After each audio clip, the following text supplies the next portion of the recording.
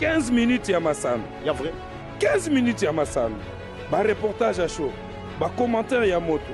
Ba analyse ya kafu. Ya ndenge na ndenge. Na ba vrai pro. Ya vrai. Ba vrai journaliste professionnel. Ba kopesa bino basango ya masano. Ya vrai. Ya ndenge na ndenge d'ailleurs. Basango ya masano ya ndembo.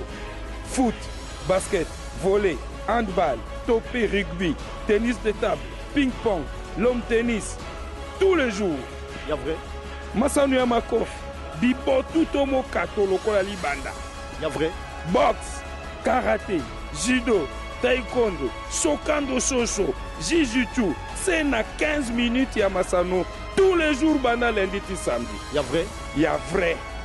Mbote na bino balandi nyonso ya 15 minutes ya masano ya mukolo lelo mercredi 13 septembre 2017 nazana plaisir oyeba na ko présenter pour na bino 15 minutes ya masano ya mukolo lelo tika to yebisa bino bilubu ekozala kitoko mukolo lelo na kati ya 15 minutes ya masano nini yango elinge koma na kati ya dora mbutu oyo tokozanga te kolobela yango ba basketteur na biso ya Afro Basket bazali kosala ba exploit kosakana te oyo linge komela bango bateka mboka tope nini na kati ya 15 minutes ya masano bokozwa bolai bwasango 15 minutes ya masano. Ya vrai. Jamais ezala, jamais salama na TV moko awa na leo. Tofungola 15 minutes ya masano ya mukolo lelo na oyo etali bongo Afro Basket.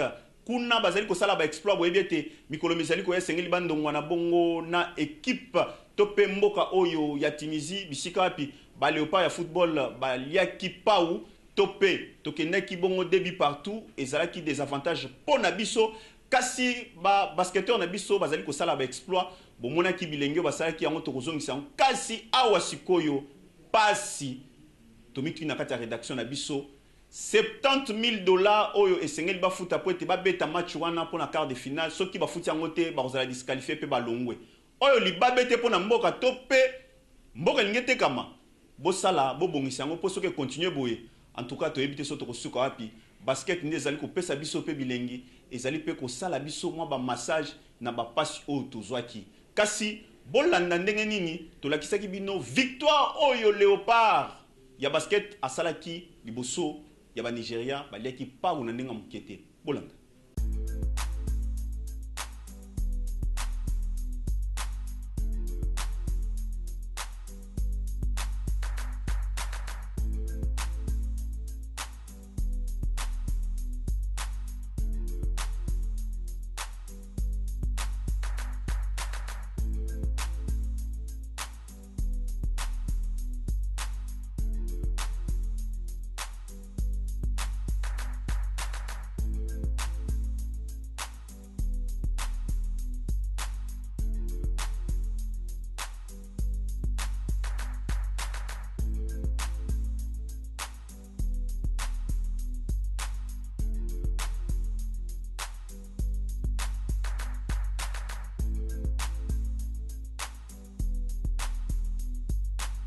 Entente provinciale de football de Kinshasa oyo ekambami bongo azali chinois te azali congolais na kombo ya Jean Chrysostome Zingat oyo azali mokamina yango kuna tozali kotombela ye mokako swa poete congé kuna esili bamituni tope batobele bamituni ezali ya nini leo na kati ya 15 minutes ya masano ezali ya bana classe te kasi oyo etali masolo ya masano sikoyo epa na ye abandi ezali bongo 101e édition ya championnat oyo ya PFKIN en tout cas mokakoswa na yo président yango wana mokolo lelo na Viki Bosamba ameki kopesa déjà calendrier na yango ndenge nini ekozala bolanda na commentaire oyo.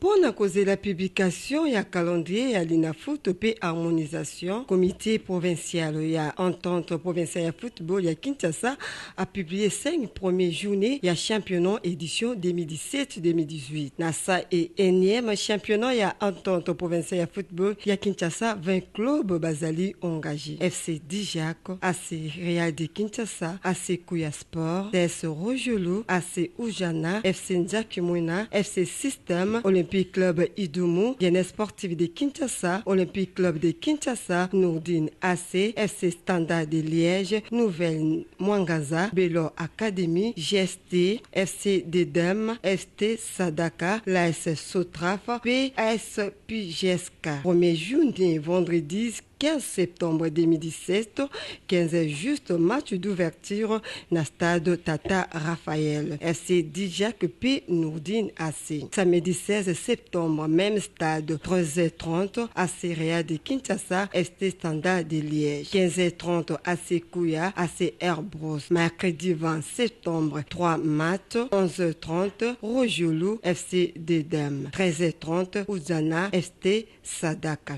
15h30, Njakimona, Nouvelle Mwangaza. Jeudi 21 septembre, 13h30, FC System Belo Academy. 15h30, OC Idumu, GST. Vendredi 22 septembre, clôture 1er juillet, 13h30, GSK, l'AS Sotraf. 15h30, OCK, l'AS PGSK. Toebake entente provinciale ya football ya Kinshasa, azalaka na respect ya calendrier ya saison sportive. Ya vrai. Baluba balobi Tidjibujibu ntumpu yango lelo na entraînement ya mukolo malobi ya banadora dans le motema pembe 15 minutes ya masano ezalaki wana kasi eloko to mituni mutu o ezali kokota eza na komite kote kuna ba joueur pe ebele to monaki bango mukolo malobi te to mituni eloko nini elinge banda lisusu tozoka kote oyo o Vidi Chimanga président mbutu ezali nini 15 minutes ya masano kaka ndenge tolobaka na lisese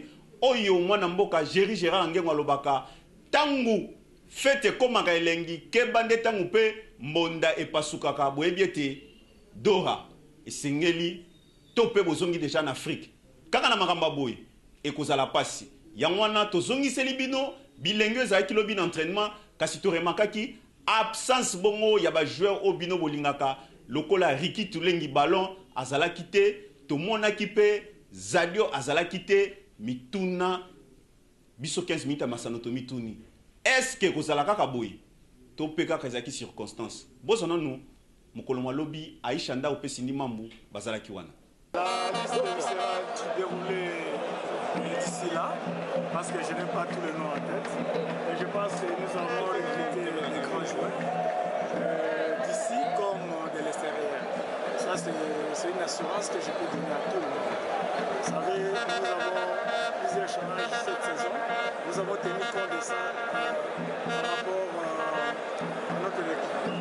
Donc, ce que je peux à ce stade rassurer, nous avons gardé l'ossature à 3 quarts et le 1 quart sera renforcé par ceux qui viennent d'arriver. Oui, parce que nous devons reconnaître que nous devons être fiers aussi au même moment que nous avons un championnat très fort et nous ne pouvons pas sortir de l'extérieur sans faire un regard de l'intérieur du pays. C'est comme ça qu'on a commencé d'abord par l'intérieur.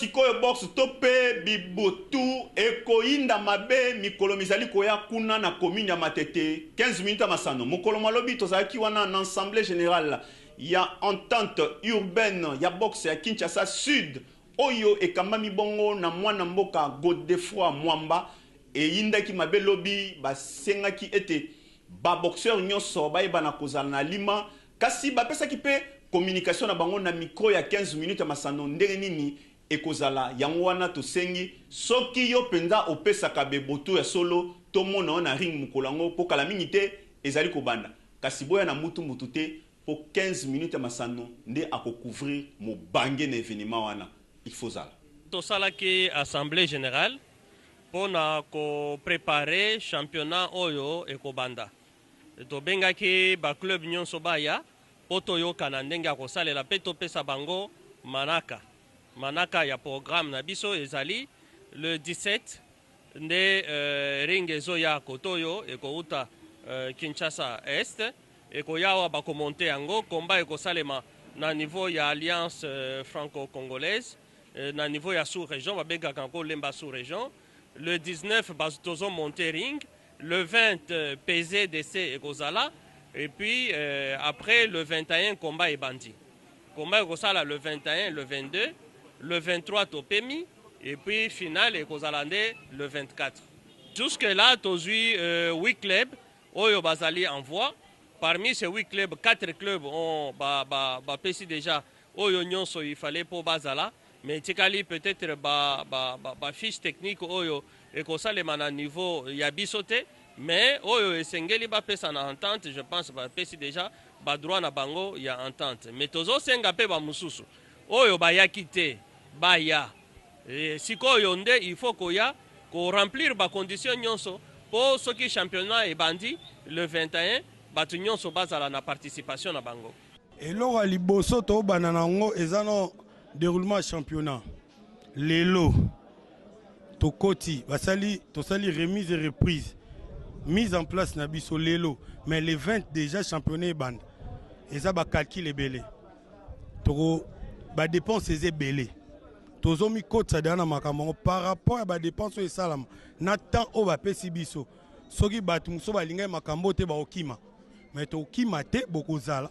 bokoya komona ba champion mwamba nde ba obunda eloko liboso to banda na ngono eza championnat et puis ekozala classe et ekozala propre eza promis na ba cadre moko bien bokoya bokomona 11e édition ya football loisir oyo bavoka tope ba magistrat ndenge bango nyonso ba oyo balandelaka masolo ya mibeko basala association na bango boye tokoyebisa bino ete mikolo oyo eleki basalaki nde tournoi munene ezali pe kokoba yango wana mokolo malobi bakozala bongo na match munene ndenge tolobana kisasa na ndenga mukete ekoinda Aisha nda opesi ndima mbu bakozala wana ekozala bongo baro ya bandundu pe cour constitutionnelle nde bakondongwana mokolo malobi bazanga kite kopesa message na bango na micro ya 15 minutes à Masano Bolanda. Merci beaucoup. Nous félicitons nos organisateurs Maître Alain Makengo.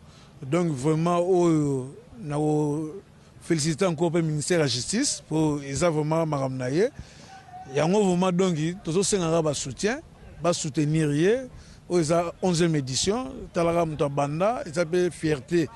Ya mboka na biso ke na mboka RDC tournoi moko ya justice beta maka donc chaque année et ça bien ancien ministère de la justice na premier ministre de batcha mettre Alain Makengo maboko na ba sponsor des événements moto mona ngo bo mes événements munene oyo même na ba ancien maître bato akala donc ba ko ya bazo soutenir pour les loisirs hein oui président o eza pour la cohésion nationale na paix ndenge na mboka na biso ndenge tozolela cohésion nationale na paix yango 11e édition tozo dédié yango vraiment na makambo wana vraiment bon maître Kenzo Mukendi ngana ye tozana circoncision moko ya Moamba pour azalaki pe un grand supporter arc-en-ciel donc c'est arc-en-ciel ils ont ça makambo nango de maître azako benga biso tozo ya yango wana pe maître Alain vraiment ndenga penser l'initiative wana tosengi batutu même mpe bamembre ya famille ya maître Kenzo bayaka mpe na bamatch donc eza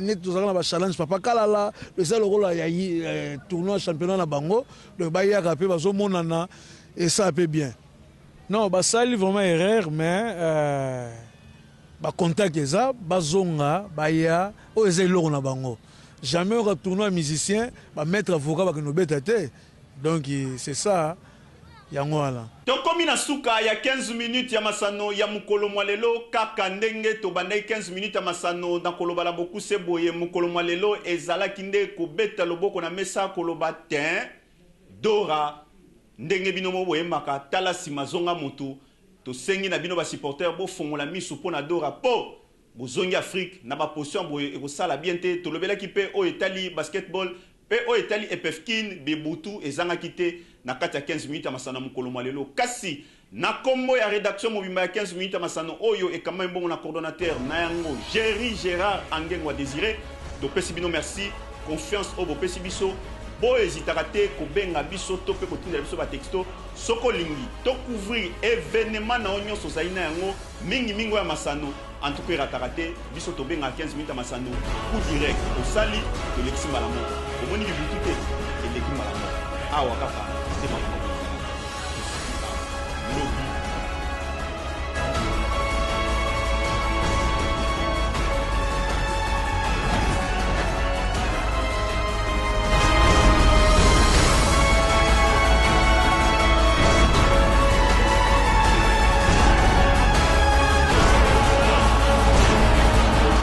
minutes ya masano ya vrai